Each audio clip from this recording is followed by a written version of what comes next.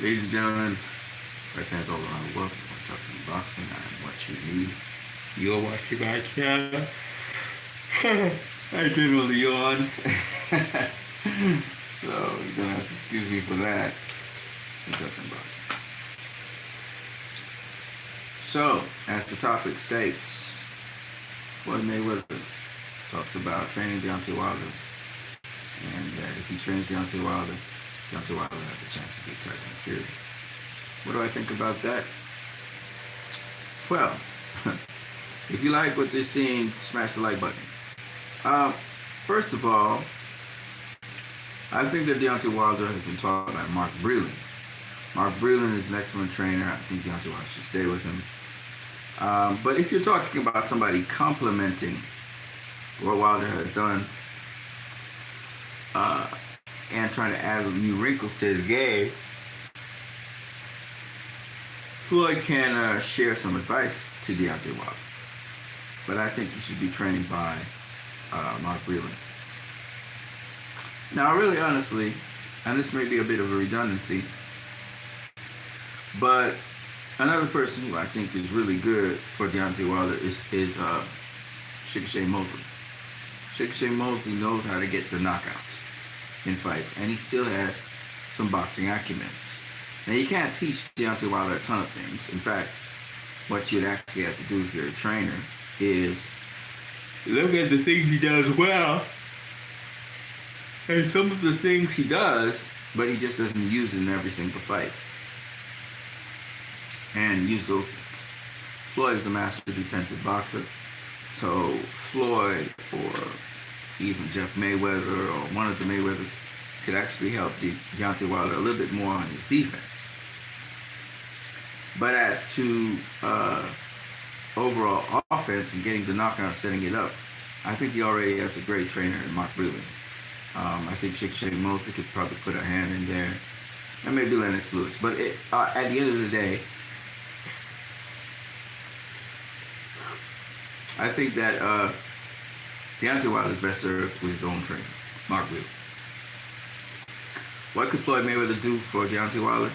As I said before, mostly help him with his defense and nothing that Deontay Wilder hasn't done before.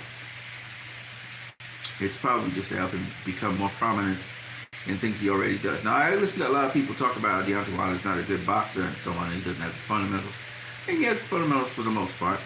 I think the only problem with Deontay Wilder is sometimes he makes decisions which are more experiments than they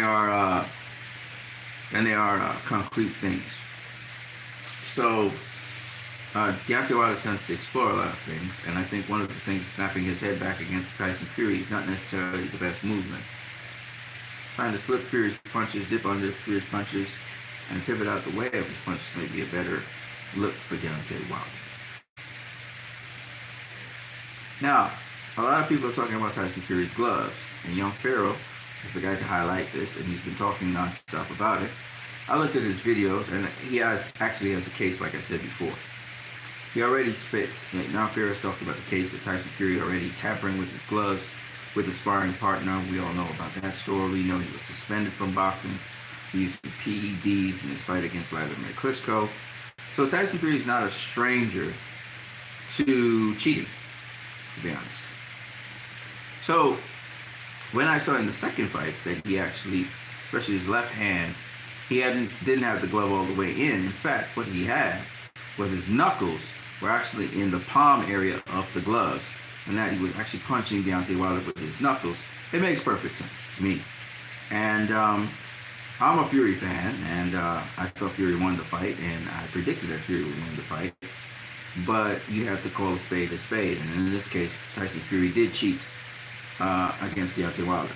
Now, what can the Nevada State Athletic Commission do? Well, there's not much they can do, because one, they probably don't have the gloves anymore, and two, from the video footage, which is very clear that Tyson Fury did do it, you have to slow down the video footage to see that.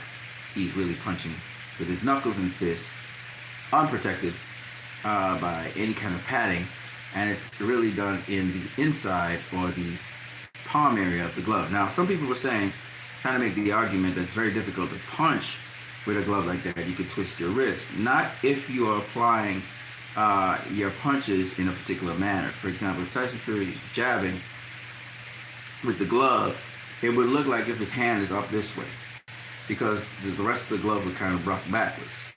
And especially if the padding is mostly in that upper area and there's no padding in that lower area, the glove would go like this, and therefore he would be able to punch straight, and it would look like if he's punching with the palm of his hand, but in fact he's punching with his knuckles.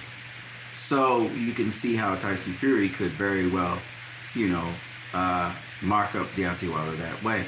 And it's not that he did this only in the second fight. He actually did it in the first fight as well with his jabbing hand. So the illusion that his hand is longer than it really is, and so on.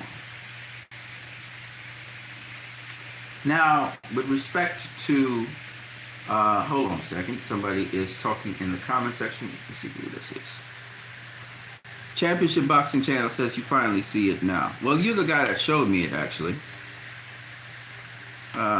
Championship Boxing Channel says, so I guess I'm not crazy anymore. Again, you showed me it, so I took a look at it, and I said, I think this was in a survey or something, and I said to you that I believe he did cheat.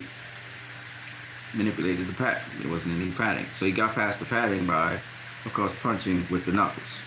And again, once again, Championship Boxing, thank you for that. But you have to understand, I'm not a guy, again, who is really trying to be biased in any sort of way. I don't go with favoritism or anything like that. Again, I call it as I see it.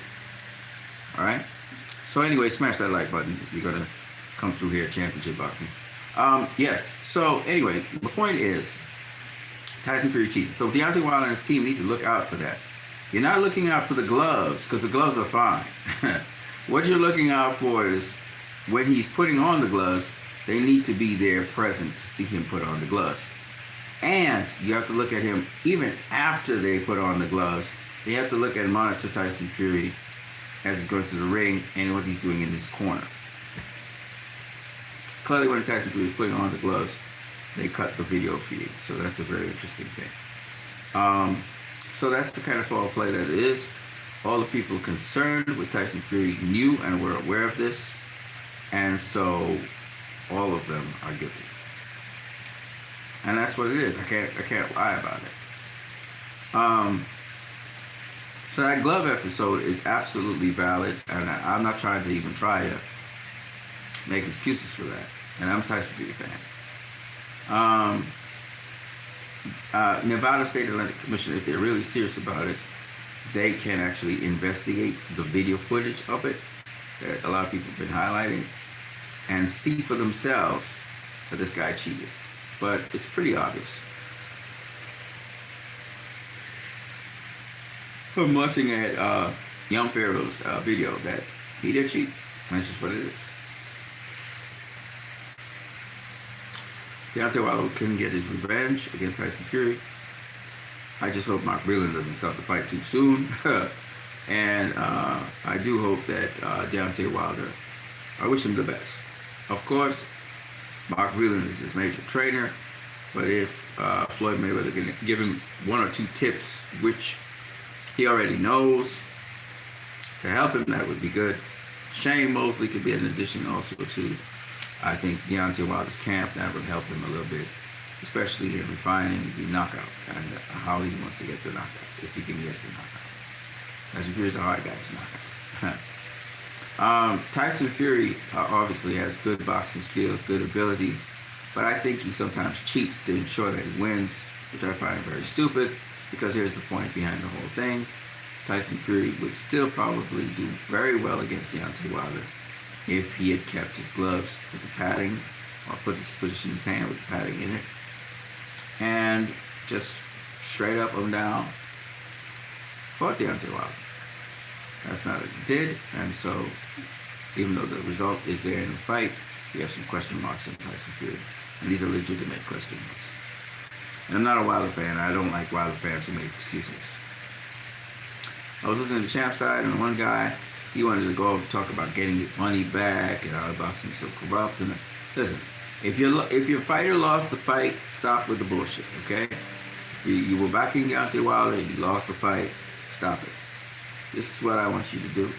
I want you to seriously look objectively at what the data that you get or the information that you get and make a judgment on it. Not because you like Wilder, but because you realize that this is unfair play. That's all it is to it. And that's how I feel about that. Shout out to whoever else has come through into this chat. Don't forget to smash the like button. You're free to talk about whatever you want to talk about.